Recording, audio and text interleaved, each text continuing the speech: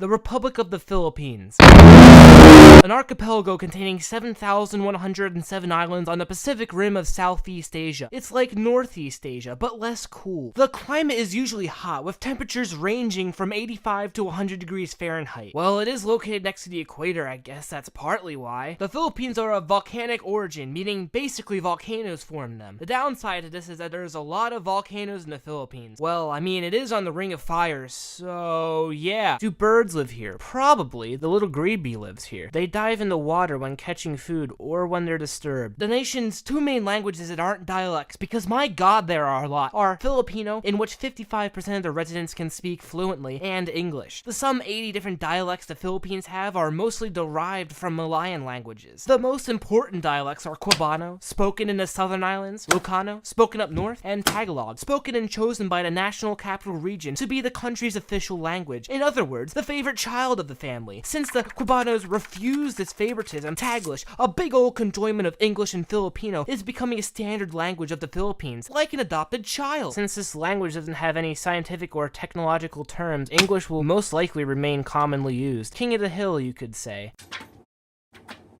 English for the win! The first inhabitants were Negritos, and a little bit later, people from Indonesia decided to come over, because maybe they got bored of Indonesia. They arrived 25,000 years ago, using land bridges that were connected to Malaysia and China. The Philippines first started trading in the 1st century AD. Filipino ores and wood were traded with China for finished products. The people of the Philippines started to become Islamic in 1380 due to the propagation of Islam.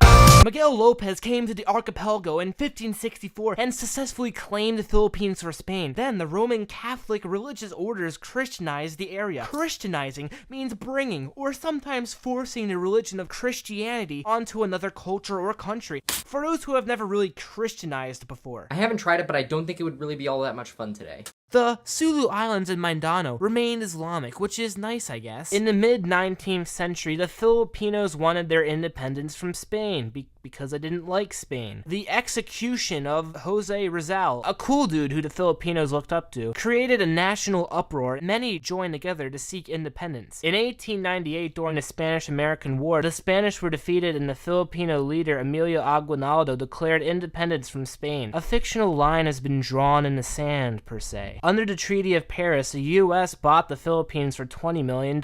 In other words, the buying price for an iPhone 10, am I right?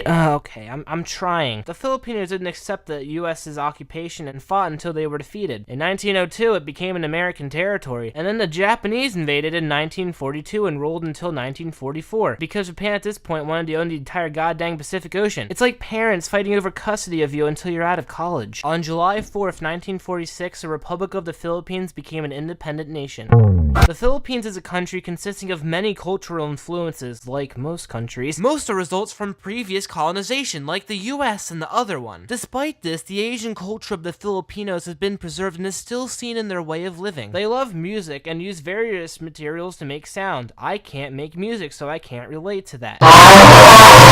Settlers from Spain introduced them to a variety of instruments like the ukulele, trumpet, drums, and violin. They love performing, dancing, and singing. They are very religious, and Christmas is their favorite holiday because they're Muslim. Family is very important to the Filipinos and most people, but it's a little bit more important to them. It is common for family members to work for the same company, a practice which was influenced by the first Chinese settlers in the Philippines. Steamed rice is the base of all Filipino meals. If it doesn't contain rice, they don't consider it a meal. Saltwater and freshwater fish, along with shellfish, are eaten on a daily basis.